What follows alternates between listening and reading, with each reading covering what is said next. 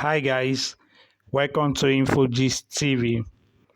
I want to sincerely thank all those who consistently come back to our channel to view our gist and listen to what we have to offer to you. Want to say a very big thank you. And to those who are just visiting the InfoGist channel today, please don't forget to subscribe, like, and leave your comments in the comment section. And in order for you to further have access to our gist, please don't forget to hit the notification bell. Thank you. Today, basically, we'll be talking about a man that has spent 37 years of his life in a prison cell, and after 37 years of being in the cell, he has been found to be innocent. This happened in the city of Philadelphia, a state of the US, where Mr. Willie Stokes was in prison for over 37 years. This is how it happened.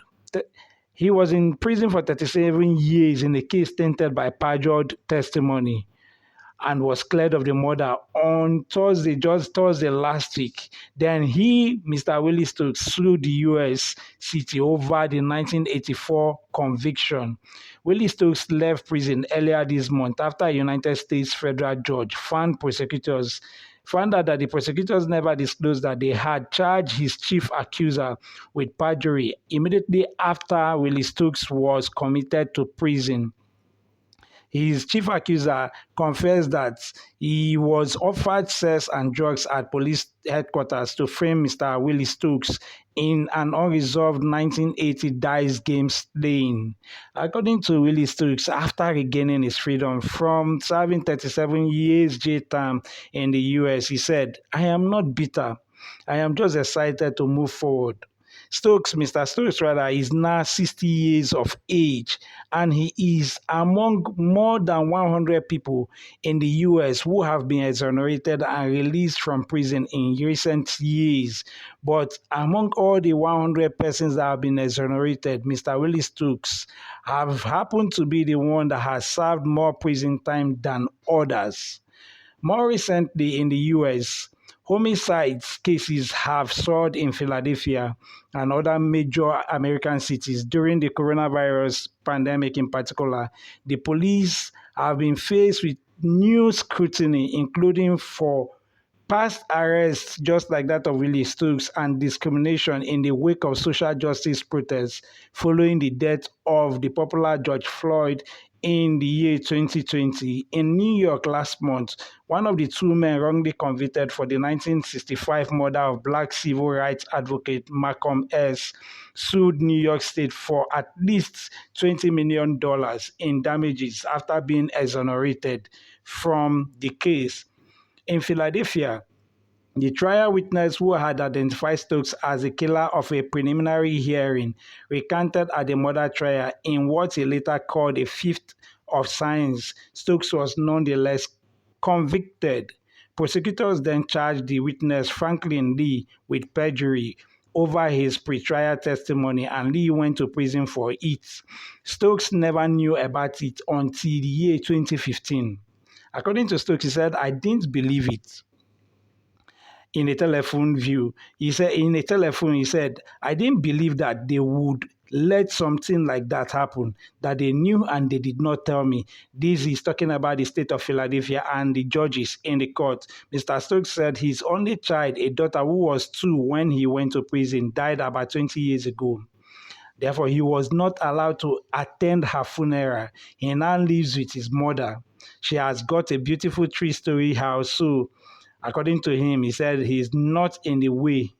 Stokes said on Thursday the joy in his voice is evident after regaining his freedom after 37 years in the prison. A criminal lawyer, Michael, who is identified as Michael Diamondstein, who handles Stokes' successful federal court appeal, called the actions of police and prosecutors in the case outrageous.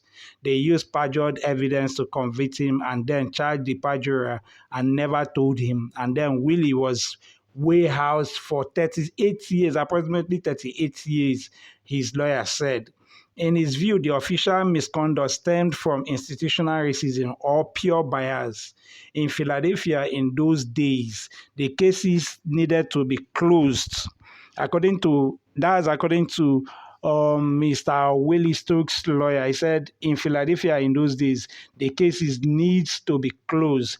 The inner city minority were interchangeable as long as you had someone in the defendant's chair. Philadelphia's District Attorney Larry Kressner has championed about 24 exoneration cases. Excuse me. So, a supervisor in his office, Matthew Sigler, said on Thursday that the office agreed with the federal judge who found that Stokes' constitutional rights were egregiously violated, but detectives who allegedly offered Lee a search for lies in the deal that saw Mr. Willie Stokes being sent to the prison helped them also close the homicide case. But then these officers or detectives of the police are no more, as they have all been dead. They've all died and they've been buried. So Mr. Willie Stokes, in his remarks with regards to those who saw him to the prison, and he is at now, and instead of taking legal action, he found out that those persons are diseased. He said, "I felt weak and went along with the offer." Lee told the federal judge in November, recalling his testimony at the May 1984 preliminary hearing. He's recanting what his accuser said. So meanwhile, Stokes filed a lawsuit on Thursday accusing the city of outrageous police misconduct. The lawsuit names the estates of the now deceased detectives as defendants. The two detectives who saw him into the prison have long been dead, and so his estates have been sued by Mr. Lee and his counsel. So two surviving prosecutors also named in the suit, now in private practice, did not immediately return messages that were sent to them in order to verify, but at least one has given a statement saying he does not remember Mr. Willie Stokes' case. According to the court files, the Philadelphia Police Department has also declined to give official statements with regards to Mr. Willie Stokes' case. This is just a case in a civilized world, in a world that is presumed to be of the first world where human rights is held in the highest esteem. But Mr. Willie Stokes' case is just a food for thought and an iota of doubt in the human rights claim of this so-called first world. A whole lot is going on, and a whole lot really is really going on, and everyone has to put their hands on deck in order to ensure that justice is done. A whole lot of persons all over prisons in the world have been suffering injustice for innocence of things they knew nothing of. A whole lot of them have just been framed, just like the case of Willie Stokes, and no one is there to speak for them. Thank God Mr. Willie Stokes, after 37 years, has was able to regain freedom. What about those who can never and will never regain freedom, even though they are innocent in the prison cells? May God help them. Please, if you find this interesting, please don't forget to subscribe to our channel as a way of encouraging us to do more. Thank you, and God bless you.